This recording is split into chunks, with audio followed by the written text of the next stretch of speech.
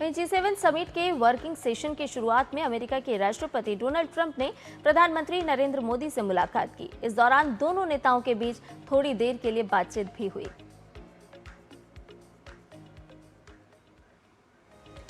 तो प्रधानमंत्री नरेंद्र मोदी की अमेरिकी राष्ट्रपति से मुलाकात, सभी पूरी दुनिया की नजरें इस मुलाकात पे थी कि प्रधानमंत्री नरेंद्र मोदी और अमेरिकी राष्ट्रपति डोनाल्ड ट्रंप G7 से इतर मुलाकात करेंगे और ये मुलाकात संभव हो पाई। और ये तस्वीरें G7 समिट की, शिखर सम्मेलन की, जो एवियन में आयोजित किया गया। प्रधानमंत्री नरेंद्र मोदी ने फ्रांस के एवियन में G7 समिट के दौरान कई देशों के नेताओं से भी मुलाकात की है। इन सभी की तस्वीरें पीएम ने अपने सोशल मीडिया हैंडल पर भी पोस्ट की हैं। द्विपक्षीय मुलाकातों में आपसी संबंधों की मजबूती और मौजूदा वैश्विक परिस्थितियों पर चर्चा हुई।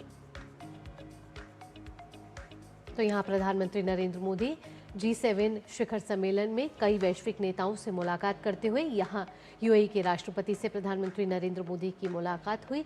साथ ही आपसी सहयोग बढ़ाने पर दोनों देशों ने चर्चा करी और लगातार देखा जा रहा है कि कैसे यूएई और भारत के रिश्ते मजबूत होते हुए नजर आ रहे हैं। प्रधानमंत्री नरेंद्र मोदी की लगातार हो रही एक के बाद एक मुलाकात यूएई के राष्ट्रपति से और वहां भी जाना, ये साफ तौर पर दर्शा रहा है कि भारत और यूएई साथ मिलकर आगे काम करना चाहते हैं और उसके साथ साथ कूटनीतिक और रणनीतिक साझेदारी को मजबूत करना चाहते हैं। साथ ही लिहाज से रणनीतिक साझेदारी पर भी यहाँ पर एक बार फिर जोर दिया गया। मजबूत संबंधों के सार्थक उपायों पर भी चर्चा हुई और आपसी सहयोग किस तरह से और भी बढ़ाया जा सकता है और भी किस तरह से आपसी सहयोग को विस्तार दिया जा सकता है, इस पर खासतौर पर मुलाकात में चर्चा की गई। तो यूएई के राष्ट्रपति से प्रधानमंत्री नरेंद्र मोदी की मुलाकात हुई है G7 से इतर। तो व्यापक रणनीतिक साझेदारी को और अधिक सशक्त और गतिशील बनाने के उपायों पर यहाँ चर्चा हुई। साथ ही प्रधानमंत्री मोदी ने संयुक्त अरब अमीरात के राष्ट्रपति से जब मुलाकात करी तो किस तरीके से द्विपक्षीय सहयोग को और बढ़ाया जाए, किन किन क्षेत्रों पर और आगे साझेदारी को मजबूत किया जाए, इसको लेकर चर्चा हुई है। और प्रधानमंत्री नरेंद्र मोदी ने एवियन में G7 समिट से इतर ब्रिटेन के प्रधानमंत्री कियर स्टारमर के साथ द्विपक्षीय मुलाकात की। प्रधानमंत्री मोदी ने कहा कि एवियन में प्रधानमंत्री कियर स्टारमर के साथ मेरी बहुत अच्छी और सार्थक मुलाकात हुई। भारत ब्रिटेन संबंधों के लिए बीता वर्ष बहुत महत्वपूर्ण और उपलब्धियों से भरा रहा है। हाल ही में हुए व्यापार समझौते ने दोनों देशों के बीच आर्थिक सहयोग के अनेक नए अवसर खोले हैं। साथ ही उन्होंने ये भी कहा कि आज की हमारी बातचीत इस बात पर केंद्रित रही कि भारत ब्रिटेन साझेदारी को और अधिक गति कैसे दी जाए। दोनों नेताओं के नवाचार, कृत्रिम बुद्धिमत्ता यानी कि AI, कौशल विकास, खेल और अन्य कई क्षेत्रों में मिलकर काम करने के तरीकों पर भी दोनों नेताओं ने चर्चा की और साथ ही साथ उन्होंने दोनों देशों के लोगों के हित में निवेश संबंधों को और मजबूत बनाने पर भी विचार विमर्श किया।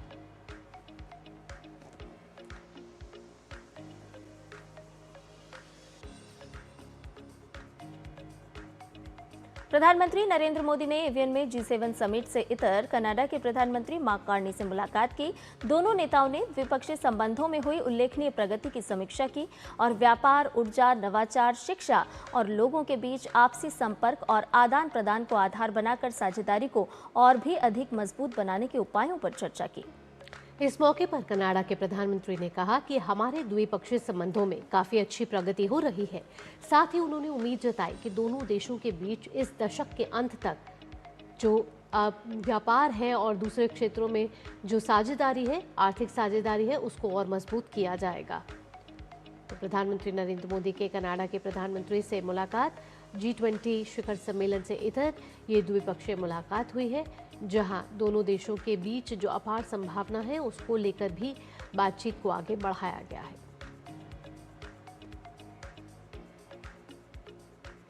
Right from the start, you've set a high bar for the relationship and what we can do together. We are making very good progress. On fait de bons progrès en ce qui concerne notre partenariat économique compréhensif, our CEPA partnership. To be clear, His Excellency likes the deadline. I like one as well. And our deadline is to complete by the G20. Our teams are aware of that and what we're discovering in the negotiations, but also with the exchanges of our universities, cultural exchanges of our businesses, including the largest trade delegation from India, and the reciprocal one coming from Canada to India is that there's so much more to do together, and it's just one objective, which you've set, is to double our trade by the end of this decade. We think we can do more, and with this partnership. और वहीं प्रधानमंत्री नरेंद्र मोदी ने कहा कि भारत और Canada मुक्त व्यापार समझौते को लेकर काफी उत्साहित हैं। साथ ही पीएम मोदी ने उम्मीद जताई कि ऊर्जा सुरक्षा के मामले में कनाडा बहुत बड़ा साझेदार बन सकता है। हम बायलैटरल रिलेशंस को लेकर के भी और अंतर्राष्ट्रीय परिस्थितियों के संबंध में भी खुलकर के अपने विचार रखते रहे हैं और हमने एक अच्छी परिस्थिति में एक मित्र देश के रूप में बहुत प्रगति हो रही है। भारत का डायस्पोरा की आप जिस प्रकार से चिंता करते हैं, मैं आपका बहुत आभारी हूँ। एक्सेलेंसी, आपके साथ सही है कि हम फ्री ट्रेड एग्रीमेंट को लेकर के बहुत ही उत्सुक हैं और शायद जैसा आपने मुझे निमंत्रित किया है कनाडा आने के लिए, मेरा भी प्रयास है कि इसी वर्ष में आऊँ और मेरे आने से पहले ही हम इस एग्रीमेंट को पूरा करें। हम टेक्नोलॉजी के अंदर बहुत कुछ आगे करना चाहते हैं। एनर्जी सिक्योरिटी में कनाडा हमारा बहुत बड़ा पार्टनर बन सकता है। प्रधानमंत्री मोदी एवियन G7 शिखर सम्मेलन में शामिल होने के लिए फ्रांस के दौरे पर हैं और इस दौरान उन्होंने कई देशों के नेताओं से मुलाकात कर आपसी सहयोग को और मजबूत करने पर चर्चा की है। ये सब तस्वीरें आप देख रहे हैं जब प्रधानमंत्री नरेंद्र मोदी की शीर्ष नेताओं से मुलाकात हुई है और यह यात्रा भारत की बढ़ती वैश्विक भूमिका और मित्र देशों के साथ संबंधों को गहरा करने की दिशा में एक अहम कदम साबित हुई। प्रधानमंत्री मोदी ने संयुक्त अरब अमीरात के राष्ट्रपति महामहिम शेख मोहम्मद बिन जायद अल नहयान से मुलाकात की। इसके बाद जापान के प्रधानमंत्री सनाई ताकाइची के साथ भी सार्थक बातचीत हुई है। आपको बता दें कि इस चर्चा में व्यापार और निवेश को प्राथमिकता देने पर जोर दिया गया और दोनों देशों ने तय किया कि वो अपने संबंधों को और गहरा करते हुए नए अवसरों का निर्माण जारी रखेंगे। और इसी क्रम में केन्या के राष्ट्रपति विलियम रूटो से भी प्रधानमंत्री की भेंट हुई है। बात करें अगर कोरिया के राष्ट्रपति से तो भी प्रधानमंत्री नरेंद्र मोदी की वहां मुलाकात हुई और भविष्य में सफल साझेदारी का लक्ष्य यहां तय करने की प्रतिबद्धता जताई गई। मिस्र के राष्ट्रपति से भी प्रधानमंत्री नरेंद्र मोदी की मुलाकात हुई और साथ ही केन्या के राष्ट्रपति से भी मुलाकात हुई। भारत और केन्या के बीच लंबे समय से चले आ रहे रिश्तों और ग्लोबल साउथ की साझा आकांक्षाओं पर चर्चा हुई है। दोनों देशों ने अपने नागरिकों के समग्र कल्याण के लिए सहयोग को और मजबूत करने का संकल्प दोहराया है। वहीं एवियन G7 शिखर सम्मेलन से इतर मिस्र के राष्ट्रपति अब्देल फतेह अल सीसी से प्रधानमंत्री नरेंद्र मोदी ने मुलाकात कर अपनी चिरस्थायी मित्रता को और अधिक मजबूत करने पर चर्चा की और बात की। G7 शिखर सम्मेलन में एवियन में G7 नेताओं ने भारत सहित साझेदार देशों के साथ मिलकर कैंसर के खिलाफ वैश्विक लड़ाई को तेज करने का संकल्प लिया है। वर्तमान में यह बीमारी हर साल लगभग 1 करोड़ लोगों की जान लेती है। वैश्विक नेताओं ने कैंसर से जुड़े अंतर्राष्ट्रीय शोध सहयोग को मजबूत करने, रोकथाम, स्क्रीनिंग, शुरुआती पहचान और उपचार को बेहतर बनाने, साथ ही साथ वैज्ञानिक नवाचार को तेज करने पर सहमति जताई। मुख्य प्राथमिकताओं में बच्चों, किशोरों और युवाओं में होने वाले कैंसर के लिए वैश्विक डेटा साझा करना, कठिन प्रकार के कैंसर पर शोध को बढ़ाना, शुरुआती चरण में बीमारी की पहचान को मजबूत करना और अगले दशक में फेफड़ों के कैंसर से होने वाली मौतों को काफी हद तक कम करना शामिल रहा। तो कैंसर के खिलाफ वैश्विक पहल, वैश्विक लड़ाई है। बच्चों, किशोरों और युवाओं के कैंसर डेटा को साझा करने पर यहाँ पर बात हुई। फेफड़ों सहित कठिन कैंसरों पर किस तरह से शोध किया जा सकता है, इस शोध को और कैसे गति प्रदान की जा सकती है, इस पर मंथन हुआ। इसके साथ AI, डिजिटल और क्वांटम तकनीक पर भी बातचीत हुई है। G7 नेताओं का कैंसर के खिलाफ ये वैश्विक संकल्प सामने आया है और साथ ही आपको बता दें कि भारत सहित साझेदार देशों की सक्रिय भागीदारी सुनिश्चित की गई है जब कैंसर के खिलाफ इस वैश्विक पहल को आगे बढ़ाया गया है। हर साल लगभग 1 करोड़ मौतें होती हैं कैंसर से जुड़ी हुई और अंतर्राष्ट्रीय शोध सहयोग और नवाचार को बढ़ावा देने पर सभी इन देशों की सहमति साफ तौर पर सामने आई है।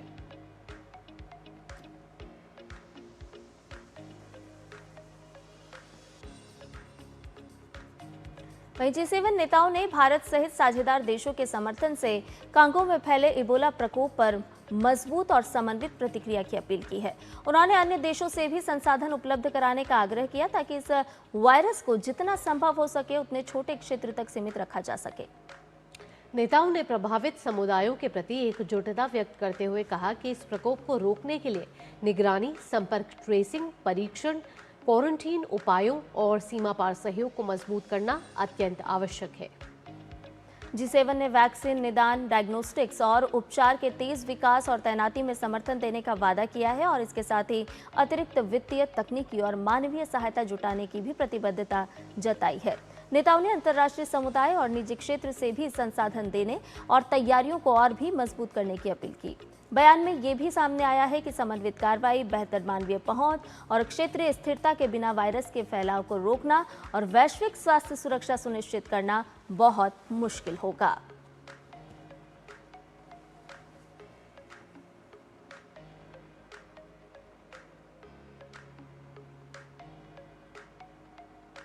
और फ्रांस के एवियन से मौजूद है हमारे संवाददाता जिम मिश्रा। आइए उनसे ज़्यादा जानकारी ले लेते हैं और पूछते हैं कि किस तरीके से G7 शिखर सम्मेलन है उसमें जो भारत शामिल हुआ है उसमें क्या कुछ हाइलाइट्स रही हैं। आइए अजय मिश्रा के पास चलते हैं।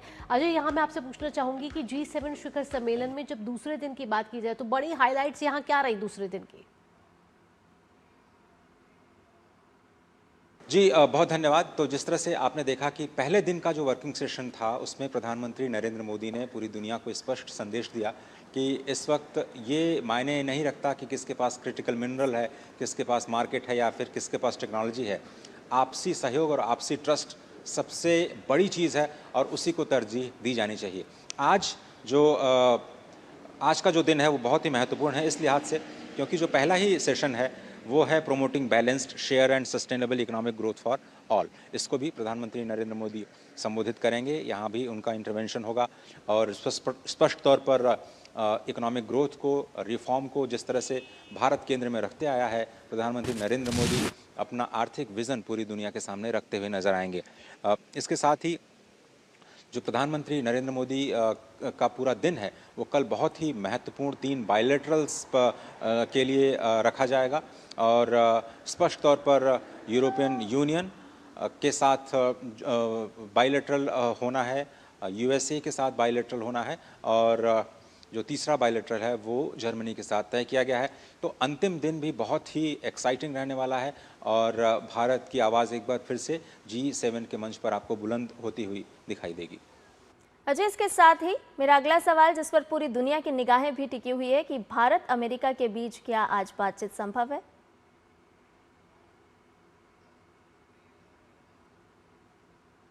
तो बिल्कुल जिस तरह से आपने कहा कि भारत और अमेरिका के बीच में जो ये द्विपक्षीय वार्ता होने जा रही है वो सबसे अहम मुद्दा कहा जा सकता है 17 जून का।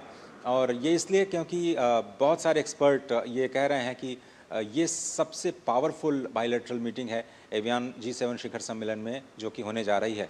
ग्लोबल साउथ के बड़े नेता प्रधानमंत्री नरेंद्र मोदी और ग्लोबल नॉर्थ के बड़े नेता राष्ट्रपति ट्रंप जब मिलेंगे तो ये केवल द्विपक्षीय संबंधों तक सीमित नहीं रहेगी। बात होगी इंडो पैसिफिक की, बात होगी ऊर्जा सुरक्षा की और जो इस वक्त भू राजनीतिक परिस्थितियां हैं उसमें कैसे पूरी दुनिया को नए सॉल्यूशंस दिए जाएं उस पर दोनों ही लोकतंत्र बात कर सकते हैं। सबसे बड़ी बात यह कि भारत और अमेरिका के बीच में जो द्विपक्षीय व्यापार है उसको $500 बिलियन तक ले जाने का जो लक्ष्य रखा है दोनों देशों ने, उसमें कैसे ट्रेड डील एक अहम कारक साबित हो सकती है।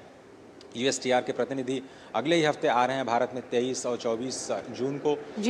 भारत में जो पहला चरण है इस पूरे ट्रेड डील का उसको अंतिम रूप दिए जाने की उम्मीद है। तो बहुत ही एक्साइटिंग टाइम है और उससे पहले राष्ट्रपति ट्रंप और प्रधानमंत्री मोदी की ये जो मुलाकात है वो इस बात पर मुहर लगाती है कि दोनों ही देश अब ट्रेड डील को आगे ले जाने के लिए तैयार हैं और पूरी दुनिया के लिए भी यह संदेश है कि ये वक्त है आपसी विश्वास को बढ़ाने का।